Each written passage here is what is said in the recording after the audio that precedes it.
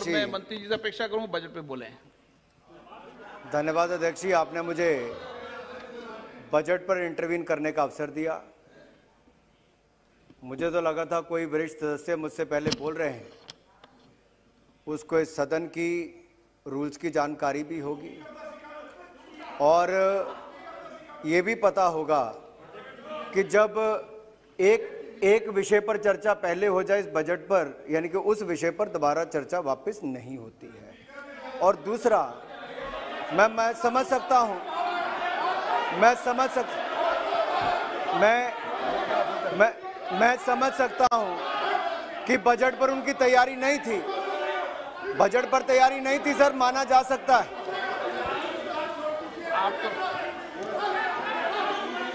लेकिन ना वो बजट के समय पूरे समय उपस्थित थे, आप बजट पर चर्चा करें, ना बाकी सदन में रहने की आदत है सर। मैंने बता दिया। कुछ लोग सदन में भी कम रहते हैं और देश में भी कम रहते हैं, उसका खामियाजा यही होता है सर। और अभी भी जा रहे हैं सर, अभी भी जा रहे हैं, अभी भी जा रहे हैं सर, अभी भी जा रहे हैं। ये पहली बार नहीं हुआ, मैं पहले भी कई बार बोला, पहले भी कई बार उठ के चले गए, तो ये नई बात नहीं है। ये आपके कुछ पॉइंट ऑफ ऑर्डर बता रहे हैं। इनके लिए तो सर मैं इतना ही कहूंगा कि इतना सच बोलो कि होठों का तबस्सुम ना बुझे, और झूठ उतना बोलो देश में थोड़ी इज्जत तो बचे। पॉइंट ऑफ ऑर्डर 207 सर मैं ये एक मिनट, तो झूठ की फैक्ट्री क्या थी? ये जो बार बार की फैक्ट्री सामने हो रहे थे सर। पॉइंट ऑफ ऑर्डर 207 आपको on a day to be appointed by the speaker पढ़ रखी है। subsequent to the day on which the budget is presented and for such time as the speaker may allot for this purpose, the house shall be at liberty to discuss the budget as a whole or any question of principle involved therein। तो principal की बात पे तो चर्चा हुआ था। 207 आप देख लो, पॉइंट्स ऑफ ऑर्डर 207 देख लो। अब मैंने कि प्रिंसिपल के ऊपर तो चर्चा करने का अधिकार है। आप सब ज्ञानवान हो, माननीय मंत्री जी आप अपने विचार व्यक्त करें। सुरेश जी बैठो, सुरेश जी बैठो बैठो, सुरेश जी आप मत करो डायरेक्शन, आप डायरेक्शन मत दो किसी को। माननीय अध्यक्ष जी, इस बजट में एक आशा दिखती है, आशा नए भारत के निर्माण की, आशा सशक्त भारत की, आशा आत्मनिर्भर भारत के निर्माण की। I see a hope for new India, a stronger India and a self-reliant India in this budget, sir. And I would like to thank the Honorable Finance Minister because this is going to set the path for an economic and manufacturing powerhouse, to India make an economic and manufacturing powerhouse. वो सब इस budget में निर्णय लिए गए, वो प्रावधान किए गए कि देश को आगे बढ़ाने के लिए कदम उठाए जा सकें। कुछ ताकतें देश के अंदर रहकर भी विरोध करेंगी, अच्छी बातों का भी, हर का अपना अपना नजरिया है। किसी को चांद चमकता नजर आता है, किसी को चांद में दाग नजर आता है।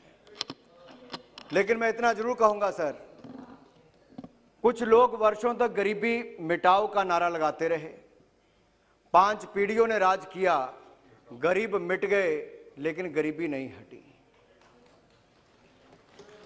लेकिन एक गरीब मां के बेटे ने जमीनी स्तर से राजनीति करते हुए संगठन से सरकार तक आकर जब काम किया, तो हिंदुस्तान के इतिहास में सबसे कम समय में सबसे ज्यादा गरीबों को गरीबी रेखा से बाहर निकालने का काम किया तो नरेंद्र मोदी जी ने करने का काम किया है। कुछ लोग गरीबी पर राजनीति करते रहे, रोटी बांटने का राजनीति करते रहे, रोटी ज्यादा कैसे बने उस पर कभी विचार नहीं किया, क्योंकि इनकी राजनीति ही उससे चलती थी। सड़क की एक बजट में घोषणा कर दो, उससे पहले वायदा करके एक चुनाव जीत जाओ, फिर घोषणा कर दो। 5 साल बीतने तक केवल चूना लगता था, सड़क का कोई नामो निशान नहीं होता था। फिर एक आशा दिखाते थे, उसके बाद भी कुछ नहीं करते थे। इसी तरह से इनका खेल कई वर्षों तक चलता रहता था। और जब अटल जी के समय भी देखें सर, जब नेशनल हाईवेज बनाने की शुरुआत हुई उस समय भी ये विरोध करते थे कहां से नेशनल हाईवे बनेंगे। आज देश में अगर कोने कोने में नेशनल हाईवे बने तो अटल जी ने शुरुआत की और नरेंद्र मोदी जी के समय उसे ऊंचाइयों पर ले जाने का काम किया गया है, कई गुना ज्यादा उसको बढ़ाने का काम किया है। यही नहीं सर, ये जो लोग कहते थे गरीबी का नारा, आज तो इनके मुंह से एक शब्द नहीं निकला। मैं तो इतना कहना चाहता हूं सर, गरीबों को शौचालय भी बना कर दिया तो मोदी जी ने, पक्का मकान हर गरीब को बना कर दे रहे तो नरेंद्र मोदी जी, हर गांव तक बिजली पहुंचाई तो नरेंद्र मोदी जी की सरकार ने, हर घर को बिजली का कनेक्शन दिया तो मोदी सरकार ने, एलईडी के बल्ब दिए तो मोदी जी की सरकार ने, अब हर घर को नल और नल से स्वच्छ जल देगी तो नरेंद्र मोदी जी की सरकार देगी। हर परिवार को, हर व्यक्ति को बैंक खाता दिया, 45 करोड़ से ज्यादा जनधन खाते खुलवाए तो नरेंद्र मोदी की सरकार ने, गरीब को रुपए डेबिट कार्ड दिए तो नरेंद्र मोदी जी की सरकार ने। जहां दुनिया पेपर करेंसी से प्लास्टिक करेंसी की ओर जाती थी अध्यक्ष जी, मोदी जी के नेतृत्व में हमने पेपर करेंसी से डिजिटल करेंसी की ओर एक नई छलांग लगाई और यूपीआई भीम की चर्चा आज पूरी दुनिया भर में भारत की एक बड़ी उपलब्धि के रूप में, सॉफ्ट पावर के रूप में होती है। यह ताकत है नए भारत की, उभरते हुए भारत की, और इस उभरते हुए भारत की और सशक्त भारत को ये लोग देखने के लिए मंजूर नहीं है। ना इनके समय में किसानों की आमदन दुगनी हो सकी, ना ये स्वामीनाथन कमेटी की रिपोर्ट को लागू कर पाए, लेकिन स्वामीनाथन कमेटी की रिपोर्ट को लागू करने का काम भी किसी ने किया तो नरेंद्र मोदी जी की सरकार ने किसानों के हित में किया। क्या थी उसमें रिकमेंडेशंस? एक बड़ी रिकमेंडेशन उसमें यह थी कि लागत प्लस 50% मुनाफा, कॉस्ट प्लस 50% प्रॉफिट। क्यों नहीं लागू किया? क्या कांग्रेस का कोई नेता इस पे प्रकाश डालना चाहेगा? क्या मजबूरी थी आपकी? यही नहीं, आपने तो बड़े बड़े वायदे किए थे अलग अलग राज्यों में। आपने तो कहा था कि हम लोग राजस्थान में 10 दिनों में कर्जा माफ कर देंगे, पंजाब में कर्जा माफ कर देंगे। मैं खुली चुनौती देता हूं इस सदन में सर, इनका कोई एक नेता बताए कि अगर सारे किसानों के कर्जे माफ कर पाए। ये केवल वोट बैंक की राजनीति करते थे, किसानों के वोट लेने के बाद उनको भूल जाते थे सर। और याद करिए उस समय की कर्जा माफी, सीएजी की रिपोर्ट को भी देखना चाहिए। कर्जा किसको माफ किया आपने? जो कर्जा उस समय भी मात्र 50,000 करोड़ रुपए का कहा सर, उसमें आधे से ज्यादा पैसा उन लोगों के खाते में गया जो उसके हकदार ही नहीं थे। ये कांग्रेस के लोगों ने गरीब किसान का कर्जा भी माफ नहीं करने का काम किया। वो भी एक स्कैम था सर अपने आप में। और यही नहीं सर, राजस्थान में 1 से 10 दिन में संपूर्ण कर्जा माफी का जो वायदा किया था, राजस्थान के 75 लाख किसान आज 27 महीने के बाद भी इसका इंतजार कर रहे हैं सर। और पंजाब में तो मैं कह दूं अब चले गए उठ के। पंजाब में कहा था, जहां से कैप्टन अमरिंदर सिंह जी ने, सर पहले सदस्य थे इस हाउस के, अब नहीं, चलो मैं नाम नहीं लेता, पंजाब के मुख्यमंत्री ने सर, मुख्यमंत्री बनने से पहले जब अपना चुनाव कैंपेन शुरू किया, जिस किसान के घर से किया सर, उस किसान को कहा कि मैं तुम्हारा कर्जा माफ करूंगा और पूरे पंजाब के किसानों के कर्जे माफ करेंगे। आप पंजाब के किसानों के कर्जे भी नहीं माफ कर पाए और उस किसान का कर्जा भी आप माफ नहीं कर पाए। यह असली चेहरा है कांग्रेस का। और यही नहीं, इंटेंट की आप बात करते थे, इंटेंट भी आपकी नजर आती है और इंटेंशन तो आपकी सदा देश के सामने थी ही। लेकिन हमारी सरकार ने किसानों के हित में क्या किया, इस पर सर मैं कुछ प्रकाश जरूर डालना चाहूंगा। और इसलिए भी कहना चाहूंगा क्योंकि देश के सामने जितना झूठ बोलने का काम एक राजनीतिक दल के लोग कर रहे हैं, मुझे लगता था उनके एक सांसद ही करते हैं, लेकिन उनके नेता भी अगर यही करते हैं तो इससे पता चलता है ना वो पढ़ते लिखते हैं और केवल समाज को बांटकर राजनीति करने का काम करते हैं। किसानों को गुमराह करके उनके कंधों पर बंदूक चलाकर अपनी राजनीतिक रोटियां सेकने का काम करते हैं। लेकिन इससे उनका कभी भला नहीं होगा, क्योंकि नरेंद्र मोदी जी ने पिछले कल भी स्पष्ट किया है, ये कानून हमने बनाया है किसानों की आय को दुगना करने के लिए। और मंडियां, जो राहुल गांधी जी ने कहा, मैं सर माननीय सभापति जी, मैं सदन में सदन के सारे 543 से ज्यादा सांसदों के सामने कहना चाहता हूं, कोई एक सांसद खड़ा होकर यह बता दे कि किस क्लॉज के अंतर्गत मंडी बंद हो सकती है। कोई एक सांसद बताए। कांग्रेस के नेता यहां पर बैठे हैं, मैं इसलिए कहना चाहता हूं, कहां पर लिखा है मंडी बंद होगी?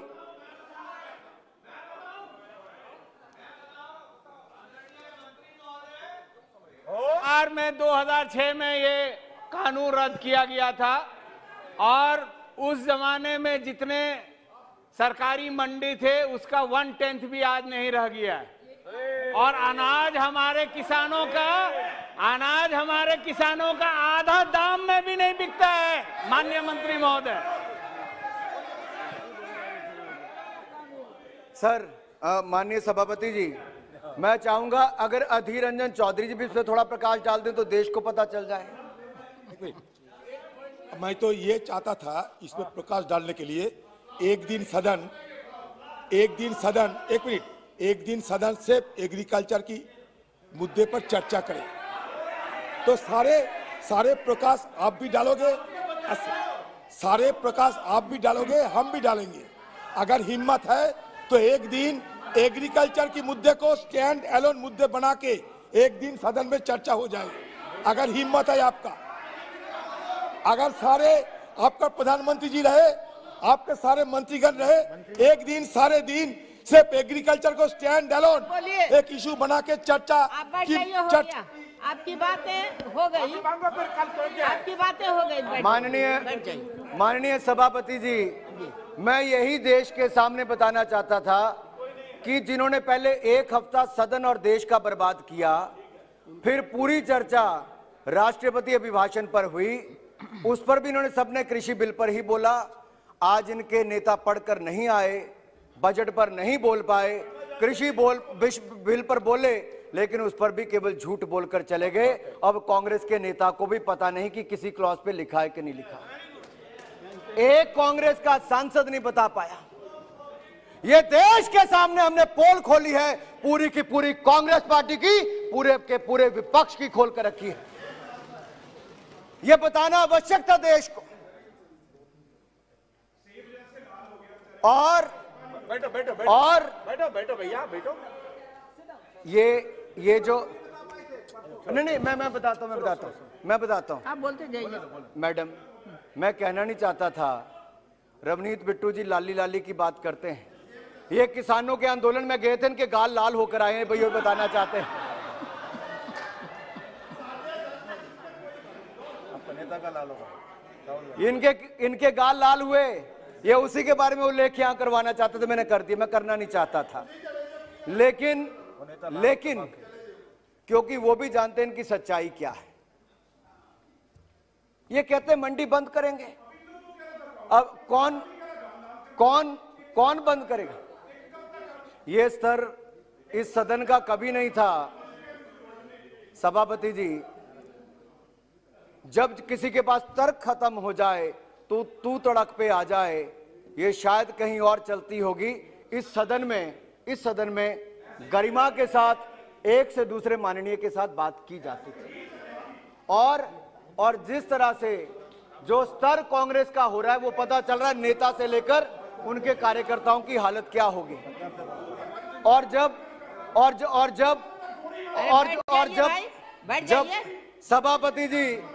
सभापति जी मैं अब बताना चाहता हूं, हमने पिछले साल भी 1000 से ज्यादा मंडियों को ई नैम के साथ जोड़ने का काम किया।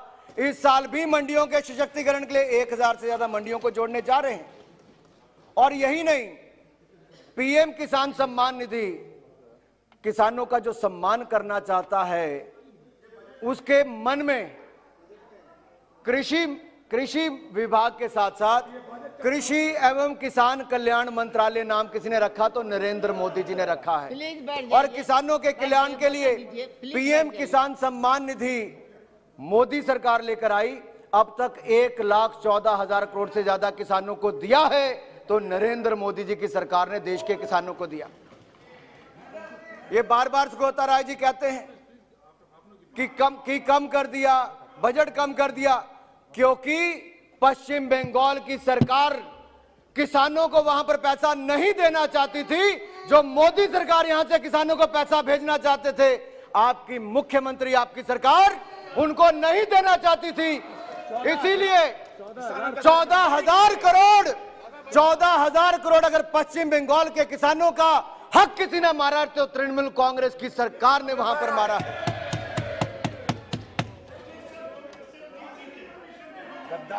सांसद महोदय बैठ जाइए, प्लीज बैठ जाइए, बैठिए बैठिए बैठिए, दादा बैठो, आप दादा बैठिए, बैठो। बजट की फाउंडेशन लेकर प्लीज बैठ जाइए, दादा आप बैठो। बोलते रहिए। मैं अध्यक्ष जी, मुझे अभी फाउंडेशन के बारे में याद करवाया। माननीय राहुल जी कह रहे थे फाउंडेशन तैयार कर रहा हूं, फाउंडेशन। ये तो राजीव गांधी फाउंडेशन ही तैयार करते रहे, और राजीव गांधी फाउंडेशन में भी प्राइम मिनिस्टर रिलीफ फंड हो या देश के बड़े बड़े व्यापारियों से पैसे लेने का काम हो, वो एक ही परिवार ने अपने ही सुख के लिए, अपने ही संसाधनों के लिए वो काम करने का काम किया है। तो इन लोगों ने वो किया है। ये उसी फाउंडेशन को तैयार कर रहे थे। सदन में समय कम देते हैं, फाउंडेशन को तैयार करने में समय ज्यादा लगाते हैं। यही नहीं, और यही नहीं अध्यक्ष जी, वो जो हम दो हमारे दो की बात करते होंगे तो शायद दीदी जीजा जी और 2 बच्चों की बात करते होंगे।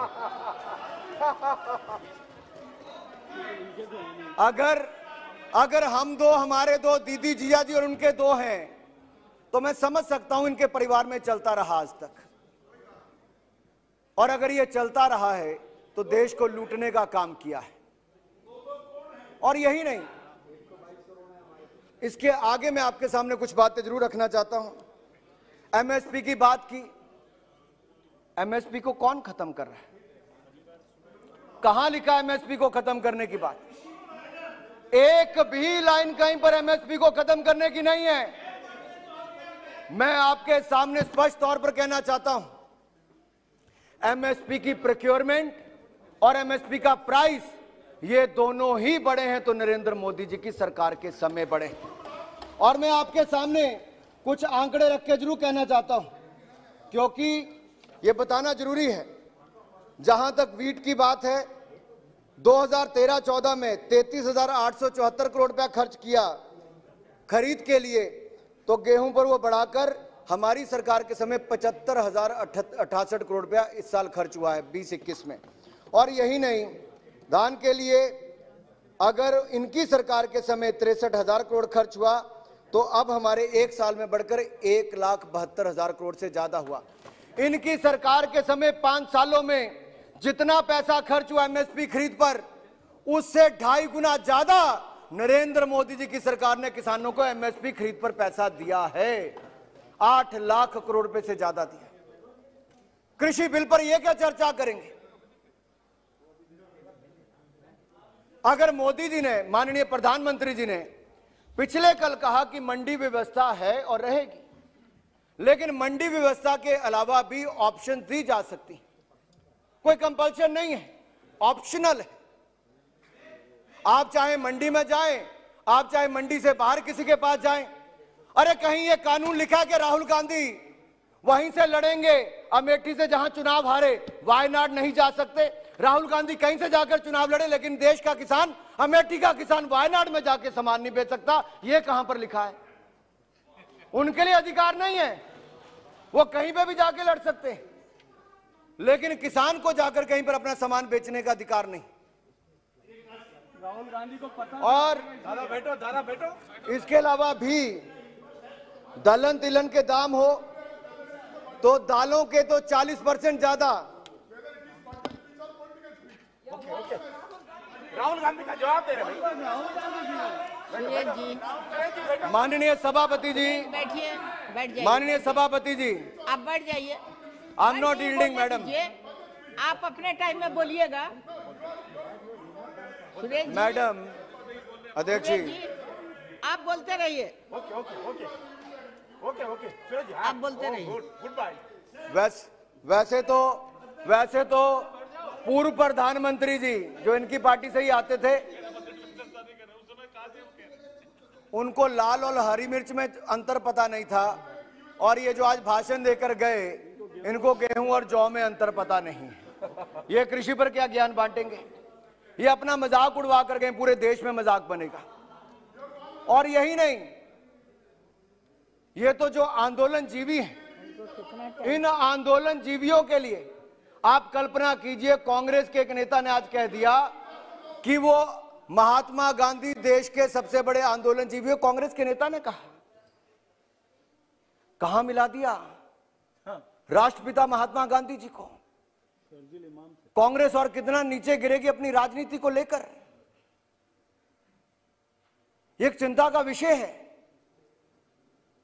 आप कभी किसान को, आप इस पर उत्तर दे दीजिए, क्या महात्मा गांधी जी इस देश के सबसे बड़ी, नहीं बताइए ना, इस पे बताइए, क्या आप मानते हैं, क्या आप गिनते हैं महात्मा गांधी जी को? ये पूरा देश उनको राष्ट्रपिता के नाम से जानता है, लेकिन आपके पार्टी के महासचिव ने उनको आंदोलन जीवी कह दिया। इससे बड़ा दुर्भाग्य क्या होगा? इन बातों का जवाब आपको देना ही होगा। और यही नहीं मैडम, एग्रीकल्चर इंफ्रास्ट्रक्चर सेस की बात कही गई, किसके भले के लिए? क्यों विरोध करते हैं आप? एक तरफ से आप कहते हैं 50-60% सामान सड़गल जाता है, मंडी तक नहीं पहुंच पाता, उसकी अनाज का भंडारण का सिस्टम नहीं है, तो क्या बनना चाहिए? नहीं बनना चाहिए। और अगर बनना चाहिए तो एग्रीकल्चर इंफ्रास्ट्रक्चर सेस लगाकर हजारों करोड़ जो आएंगे वो किसानों के लिए इंफ्रास्ट्रक्चर खड़ा करने के लिए मोदी सरकार खर्च करेगी, ताकि उससे उनको भंडारण की सुविधा भी मिले और आमदन दुगने होने का काम भी हो। 1 लाख करोड़ रुपया हमने इसके पहले भी कहा कि अगले 5-6 वर्षों में एग्रीकल्चर इंफ्रास्ट्रक्चर फंड के रूप में खर्च किया जाएगा। और यही नहीं, मंडियों की सशक्तिकरण के बारे में मैं पहले कह चुका हूं, और ऋण भी, सुलभ ऋण योजना किसानों के लिए मिले। 16.5 लाख करोड़ रुपया इस साल बैंकों के माध्यम से किसानों को मिलेगा, जो पिछले बजट से 10% ज्यादा है। उनको समझ में नहीं आया था, हो जाएगा, इसलिए वो थोड़ा अधीर रंजन जी को आगे। सर, जो किसानों में ठंड में बैठने की बात कर रहे थे, वो उस समय तो तमिलनाडु में बिरयानी खा रहे थे, तो छोड़िए, उसके बारे में बात क्या करनी है।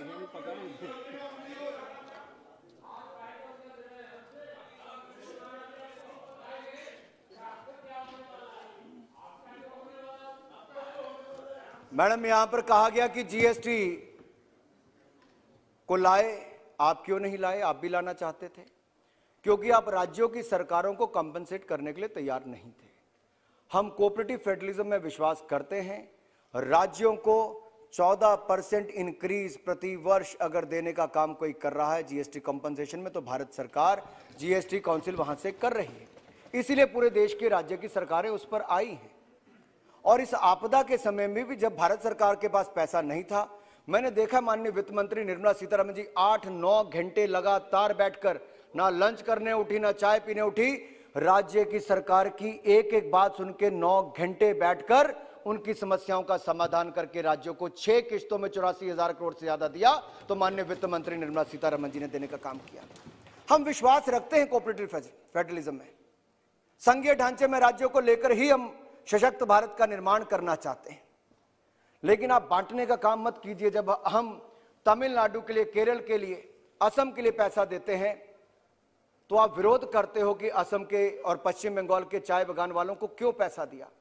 मुझे दुख होता है सुगौता राय जी, जब राहुल गांधी जी की पार्टी और आपकी पार्टी के कुछ लोग इसका विरोध करते हैं, तो क्या कसूर है उन चाय बागान के मजदूरों का जिनको मोदी सरकार मदद करना चाहती है? आपको तो आगे बढ़कर उसका स्वागत करना चाहिए था। तो आप ऑन रिकॉर्ड कहते हैं अच्छा है, चलिए कुछ तो माने। और जिस राज्य से राहुल जी जिनकर आते हैं केरल में, उस राज्य को भी दिया, तब भी विरोध करते हैं। लेकिन एक सवाल मैं कांग्रेस पार्टी से जरूर पूछना चाहता हूं और राहुल गांधी जी से पूछना चाहता हूं, अगर ये कोई 2 कंपनियों का नाम लेते हैं, तो जिस राज्य से वो सांसद बनकर आते हैं, जिन राज्यों से आप सांसद हैं, क्या उस राज्य के कुछ संसाधन उन कंपनियों को बुलाकर दिए गए कि नहीं दिए गए? इस बात का जवाब आपको देना ही होगा। पोर्ट किसको दिया है बताइए, किसको दिया पोर्ट आपने? अब बोलती बंद क्यों हो गई आपकी? Shem Shem Shem. उनको हाथ जोड़कर निवेदन करके उनको पोर्ट दिया है, तो कांग्रेस की सरकार ने केरल में दिया है माननीय। शेम शेम शेम, हमारे दोस्त को दिया। शेम, बैठो शेम, बैठो, You can withdraw it. बैठो बैठो। Private party that if आप बैठिए, मैं अनुमति नहीं दी हूँ, प्लीज बैठिए। माननीय सभापति जी, कितनी हास्यास्पद स्थिति है। ऐसी पार्टी जो 55-60 साल सरकार चलाती रही, उसके सांसद उठकर कहते हैं जो हमने पोर्ट दिया वो आप वापस ले लो। भाई बुलाएं आप, हम दो, हमारे दो को दो, आप वापस ले हम। क्यों भाई, क्यों, क्या कारण है? हमारी क्या जिम्मेदारी है? ये तो आपके ही दो हैं, आपने ही पाले हैं, और आपके ही समय ये जो साइलोस बने। एक बार राहुल गांधी जी पिछली अपने पूरा रिकॉर्ड उठाकर देखना, ये साइलोस उन कंपनियों को किसने दिए? ये आपकी सरकार ने ही दिए हैं।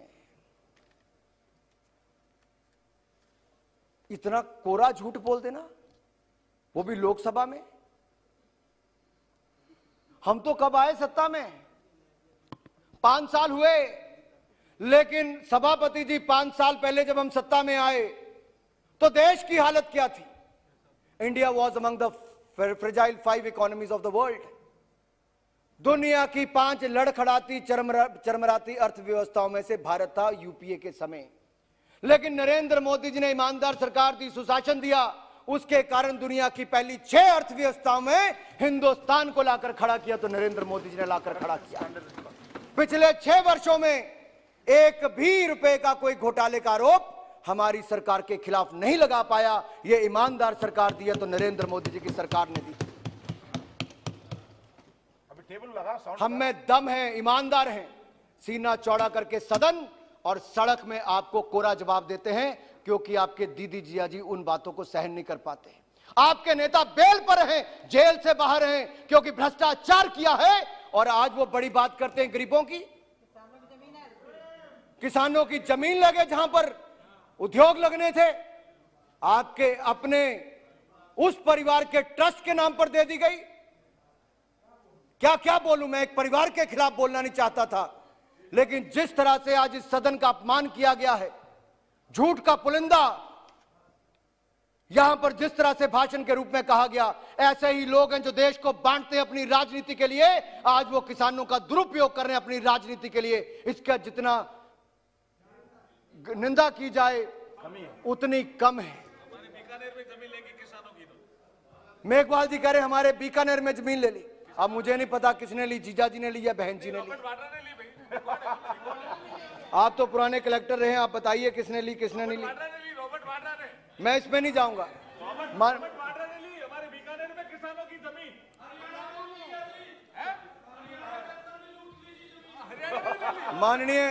माननीय सभापति जी, यूपी वाले कहते हैं हमारी जमीन ले गए, बीकानेर वाले कहते हैं हमारी ले गए, राजस्थान वाले कहते हैं हमारी ले गए, हरियाणा वाले कहते हैं हमारी ले गए। छोड़ा किसको है इस परिवार ने? किसी को तो छोड़ा होता। और ऊपर चीन से पैसा ले लिया, ऊपर चीन से और पैसा ले लिया। देखिए, आज जब राजनाथ जी यहां से चीन पर अपनी एक टिप्पणी कर रहे थे जो बॉर्डर पर, किस तरह से वहां से विरोध हो रहा था। खुशी होनी चाहिए थी कि मोदी है तो मुमकिन है। और पूरी सर्दियों के समय, ठंड के समय भी हमारे सेना के जवानों ने जितनी मुस्तैदी के साथ, वीरता के साथ देश की रक्षा सुरक्षा की है, वो देश के लिए गर्व की बात है। मैं इस मंच से देश के सैनिकों का बहुत बहुत आभार प्रकट करता हूं। और मैंने किया, हमारे साथियों ने किया, लेकिन उधर से अभी भी सैनिकों का कोई मान सम्मान नहीं करता। मैं एक बार फिर बोलता हूं, देश की सीमा पर जो देश के सैनिकों ने देश की रक्षा सुरक्षा करने का काम किया, देश की जनता के साथ साथ देश के सदन के इस लोकसभा के सदस्य उनका बहुत बहुत आभार प्रकट करते हैं। यही देश को दिखाना था कि एक एक व्यक्ति भी वहां से देश के सैनिकों का सम्मान करने के लिए तैयार नहीं। ये कोई राजनीतिक नहीं है। लेकिन कुछ लोग जो नसबंदी के लिए जाने जाते थे आजकल नोटबंदी की बात करने लगे हैं। वो हमारे दो उस जमाने में कहते थे, ये उस जमाने का नारा है और उस कहानियों पे मैं जाऊंगा तो न जाने जो बुजुर्ग भी आज सुन रहे होंगे वो भी खड़े हो जाएंगे। मैं उस पे नहीं जाना चाहता, सदन का समय जरूरी है। लेकिन मैं 2-3 आपदा का समय था, देश लॉकडाउन में डालना पड़ा। कारण क्या था? भारत में एक भी पीपी किट नहीं बनती थी, वेंटिलेटर्स पर्याप्त नहीं थे, मास्क भी नाम मात्र थे। यह भी पता नहीं था क्या इस बीमारी से होगा, कोविड वैक्सीन का कब आना होगा, होगा नहीं होगा। लेकिन देश को ऐसा नेतृत्व मिला जिसने सही रास्ता दिखाया। देश की राज्यों की सरकारों ने पूरा सहयोग किया। देश के लोगों ने मोदी जी की तीनों बातों को माना। 2 गज की दूरी भी, हाथों के साफ रखने का भी, मास्क पहनने का भी। आज दुनिया के देशों में सबसे कम मृत्यु दर जिन देशों में है उनमें से एक हमारा भारत है। ये बड़ी उपलब्धि है। लेकिन मुझे दुख इस बात का होता है जब विपक्ष के लोग कहते हैं कि पहला टीका मोदी जी ने क्यों नहीं लगाया। आपकी सरकार होती तो पहला टीका तो आप अपने परिवार होता, प्रधानमंत्री को भी नहीं लगाते, पहले परिवार को ही लगवाते। लेकिन मोदी जी ने देश ही नहीं पूरी दुनिया को परिवार माना है। इसीलिए 100 से ज्यादा देशों को दवाइयां देने का काम हिंदुस्तान ने कोविड वैक्सीन देने का काम किया है। यही नहीं, जो पीपी किट एक भी भारत नहीं बना पाता था, भारत ने वो क्षमता खड़ी की। आज दुनिया भर के देशों को पीपी किट देने का काम भी भारत करता है, दवाई देने का काम भी करता है। आत्मनिर्भर भारत कैसे बने इसकी नींव हमने आपदा के समय अवसर ढूंढने का काम किया तो नरेंद्र मोदी जी की सरकार ने किया। कुछ लोगों ने कहा कि गरीब को कुछ मिला नहीं। इससे बड़ा झूठ क्या हो सकता है? हिंदुस्तान के इतिहास में कभी आपदा आई होगी तो कभी ऐसा पहले नहीं हुआ है, दुनिया के इतिहास में नहीं हुआ कि 80 करोड़ गरीबों को 8 महीने तक 5 किलो गेहूं चावल देने का काम किया तो नरेंद्र मोदी जी की सरकार ने किया, मुफ्त में किया। करोड़ों हमारे प्रवासी मजदूरों के लिए 3 महीने तक राशन दिया, मोदी सरकार ने दिया। 20 करोड़ से ज्यादा हमारी बहनों के खाते में 3 महीने तक 31,000 करोड़ रुपया सीधा खाते में डीबीटी ट्रांसफर किया तो मोदी सरकार ने किया। 3 करोड़ दिव्यांग वृद्ध विधवा के खाते में 3,000 करोड़ दिया, मोदी सरकार ने दिया। ईपीएफओ दिया, जिनकी नौकरी ना जाए। आप कहते हैं नौकरी बचाने के लिए क्या किया? 12% employer share, 12% employee share. Narendra Modi ji की सरकार ने 24%, 6,500 करोड़ के लगभग का प्रावधान लोगों के खाते में डालने के लिए किया है। अगले 2 साल तक उनको नौकरी मिले वापस, उसके लिए ईपीएफओ में पैसा जमा कराने का प्रावधान भी, जैसा माननीय वित्त मंत्री जी ने कहा, वैसा भी हमारी सरकार ने वैसा अवसर दिया है। यही नहीं, आपने बड़े आसानी से कह दिया कि यह देश मैन्युफैक्चरिंग हब नहीं बन सकता। सुधीर जी, आपने कहा कि यह देश मैन्युफैक्चरिंग हब नहीं बन सकता। यही अंतर है 2 विचारधाराओं में। क्योंकि आप जब बॉर्डर पर चीन की सेना भारत को आंखें दिखाती है, आप चाइनीज अधिकारियों के साथ सूप पीने चले जाते हो, आप भारत की चिंता नहीं करते। लेकिन हम आपदा के समय भी भारत को आत्मनिर्भर भारत बनाने का अवसर नहीं खोना चाहते। आपदा में भी अवसर ढूंढते हैं। India should have the world's largest skilled workforce. India should be the economic powerhouse. India should be the manufacturing powerhouse. यह हमारी सोच है। लेकिन क्या इस सोच में हमारा कोई मतभेद हो सकता है देश को आगे बढ़ाने के लिए? विपक्षी दल के प्रमुख नेता कह के चले जाए हिंदुस्तान की क्षमता नहीं तो किसकी क्षमता है? अरे दुनिया हमारी ओर देखती है। आईएमएफ ने कहा कि अगले साल, अगले वित्तीय वर्ष में अगर दुनिया की कोई अर्थव्यवस्था 11.5% से बढ़ेगी तो हमारा हिंदुस्तान भारत बढ़ेगा। मेरे भाइयों, आरबीआई ने कहा 10.5% से ज्यादा बढ़ेगा। लेकिन इनको विश्वास नहीं होता, दुख होता है। दुख होता है। गर्व की विभूति तो दूर की बात। अगर ले के लिए सेंट्रल यूनिवर्सिटी बनी तो फारूक अब्दुल्ला जी कभी नहीं कहेंगे कि क्यों बनी, ये हमेशा स्वागत करेंगे क्योंकि वो उसका हिस्सा था, स्वागत करेंगे। लेकिन राहुल जी जब कहते हैं कि फलाने राज्य को क्यों दे दिया, उसको क्यों दे दिया, एमएसएमई की कमर तोड़ दी, मैं कहना चाहता हूं सदन में बड़ी गंभीरता के साथ, बगैर किसी कोलेटरल के, बगैर किसी गारंटी के emergency credit line guarantee scheme 3 lakh crore रुपया देश के मध्यम सूक्ष्म लघु कुटीर उद्योग को देने का काम किया तो नरेंद्र मोदी जी की सरकार ने। बैंकों ने टेलीफोन करके दिया, माननीय वित्त मंत्री जी ने, निर्मला सीतारमण जी ने 3 बैठकें बैंकों के सभी चेयरमैन को बुला कर ली और यह कहा कि पब्लिक सेक्टर बैंक्स कम से कम ब्याज पर देंगे। हमने 9.2% उसकी ब्याज दर रखी थी, प्राइवेट सेक्टर ने शायद 9% पे दिया होगा, लेकिन पब्लिक सेक्टर बैंक ने 7.5%, 8% पर बुलाकर 20% एडिशनल वर्किंग कैपिटल, 20% अतिरिक्त कार्यशील पूंजी दी। तो मोदी सरकार के समय निर्मला जी ने बैंकों के माध्यम से देश के मध्यम सूक्ष्म लघु कुटीर उद्योग को देने का काम किया ताकि उनको पैसा मिले। टीडीएस टीसीएस में 25% की कटौती की, आपके हाथ में कैश ज्यादा हो। Income tax refund 2 lakh crore रुपए का हमने किया ताकि आपके हाथ में पैसा ज्यादा हो। हमने सबऑर्डिनेट डेट स्कीम में 30,000 करोड़ का प्रावधान किया ताकि आपके कमर्शियल पेपर्स खरीदे जा सकते हैं। पार्शियल क्रेडिट गारंटी स्कीम को लागू किया 2.0 को। यही नहीं, कई और योजनाएं लेकर आए, एक के बाद दूसरी योजना लेकर आए। मैं साक्षी हूं क्योंकि आत्मनिर्भर पैकेज जब 29 लाख करोड़ का आया तो उससे पहले जो 2 महीने लगातार मीटिंग होती थी, सुबह 9:30 बजे से लेकर रात के 10-11 बजे तक हम माननीय प्रधानमंत्री जी के साथ मीटिंग में रहते थे। हम तो फिर 1 घंटे की छुट्टी, बीच में लंच का समय होता होगा, उस समय माननीय प्रधानमंत्री जी देश के अलग अलग लोगों से बात करते थे। इतना समर्पित नेता अगर देश को मिला है तो मैं हिंदुस्तान की जनता का आभार प्रकट करना चाहता हूं। मैं भावुक इसलिए थोड़ा सा हूं कि जो नेता इतना समर्पित है उसकी सही सोच को भी आप गाली देकर देश के किसानों को भ्रमित करने का प्रयास करते हैं। आप नहीं कर पाए, यह अलग बात थी, लेकिन आपने सोचा था 2013-14 में राहुल जी होते तो मैं पूछता, उनकी आदत नहीं है सदन में बैठने की। जब निर्मला जी बजट दे रही थी तब भी वो 15 मिनट बैठे, तब बात करते फिर उठ के चले गए, इसलिए बजट पढ़ा ना सुना था ना पढ़कर आए हैं, इसलिए बोल नहीं पाए बजट पे। और मुझे उम्मीद थी कि नेता कांग्रेस के यहां पे बैठे रहते चौधरी साहब, लेकिन वो भी छोड़ के हमें जा रहे हैं। कल भी चले गए।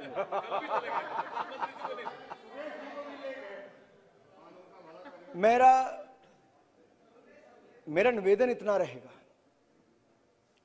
अगर विपक्ष के पास कोई अच्छे सुझाव हैं,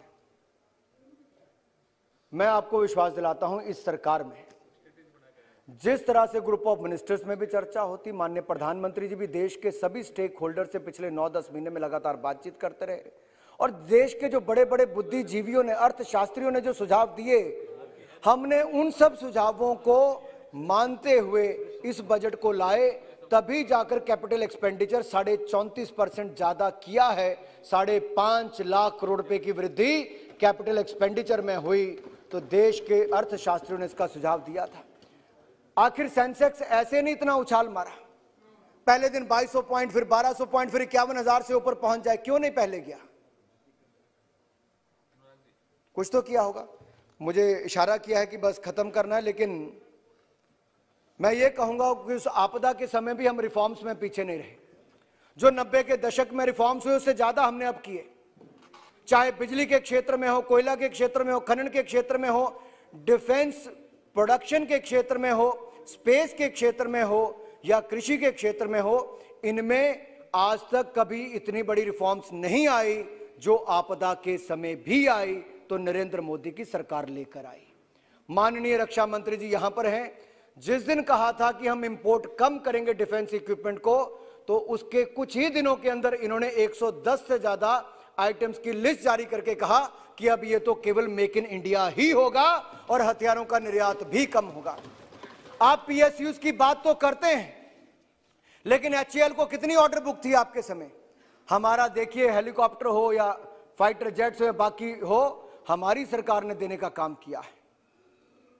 बेचना तो आप भी चाहते थे, डिसइन्वेस्टमेंट आप भी करना चाहते थे। 2004 से लेकर 9 तक आपने पूरी ताकत लगाई डिसइन्वेस्टमेंट के लिए, लेकिन आप 8,499 करोड़ रुपया रेज कर पाए, केवल 8,499 करोड़ रुपया। कारण आप रफेल जेट क्यों नहीं खरीद पाए? जीजा जी का इंतजार हो रहा था, बातचीत चल रही थी, कमीशन सेट नहीं हुआ और कितना मिलेगा उसकी सेटिंग हुई नहीं थी। किसके बारे में? आपके 2G 3G कोयला। देखिए, अब तो देश जान गया कि जब 2+2 की बात करें तो जीजा जी वाले पहले खड़े हो जाते हैं। यही नहीं, मैं एक बात जरूर कहना चाहता हूं। आपने बैंकों की बात कही, बैंक आप ऐसी दुर्दशा में छोड़कर चले गए थे कि 2015 में हमें एसेट क्वालिटी रिव्यू करवाना पड़ा। सही एनपीएस हम देश के सामने लेकर आए। 5.5 लाख करोड़ रुपए की कैपिटल री इन्फ्यूजन हम लोगों ने, रिकैपिटलाइज हम लोगों ने किया। 12 बैंक हमने बनाए एमलगमेशन करके, और पीसीए फ्रेमवर्क से भी लाए तो हम लाए 20,000 करोड़ रुपया। इस बार भी आदरणीय निर्मला जी ने इसमें रखा है बैंकों की रिकैपिटलाइजेशन के लिए, और डेवलपमेंट फाइनेंस इंस्टीट्यूशन की लंबे समय से मांग थी, वो भी बनाने का काम कर रही है। तो नरेंद्र मोदी जी की सरकार कर रही है उसके। और जो फोन बैंकिंग आप लोग करते थे, हमने वो भी बंद कर दिया है।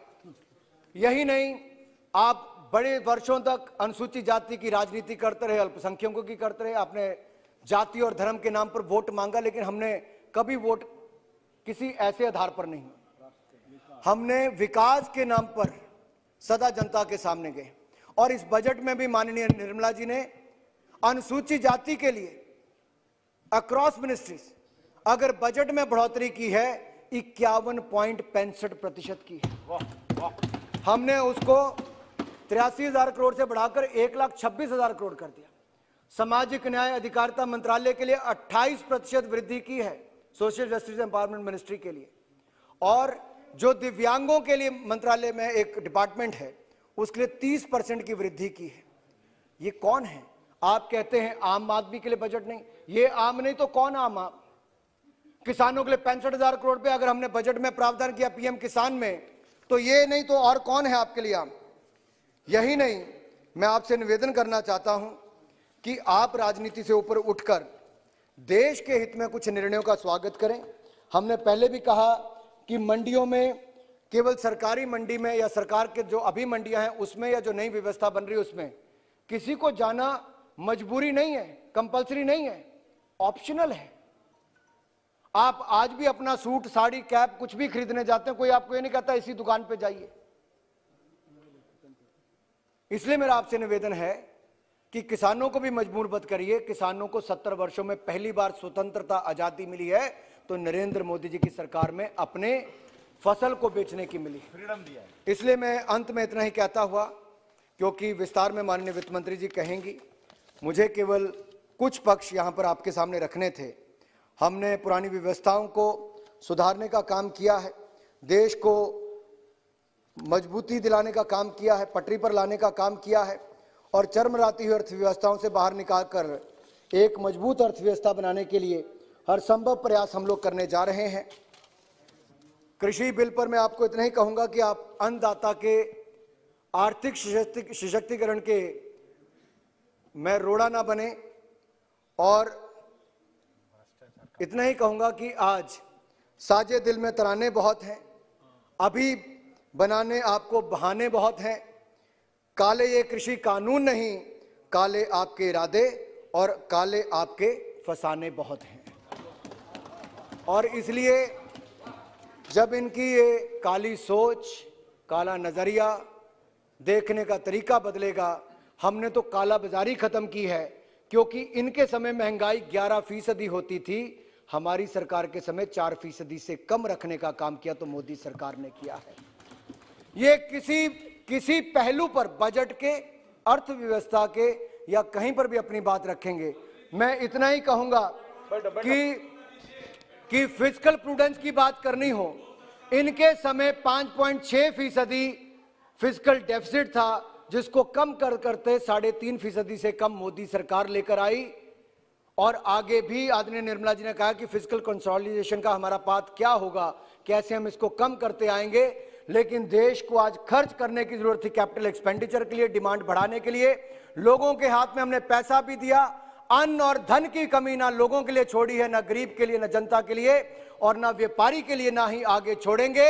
हिंदुस्तान को $5 ट्रिलियन इकॉनमी बनाने का सपना और संकल्प मोदी सरकार ने लिया है। आत्मनिर्भर भारत बनाते हुए हम भारत को $5 ट्रिलियन इकॉनमी भी बनाएंगे। इन्हीं शब्दों के साथ आपका बहुत बहुत धन्यवाद। श्री जगदेव गल्ला जी। अभी नहीं, अभी कुछ नहीं, अभी नहीं।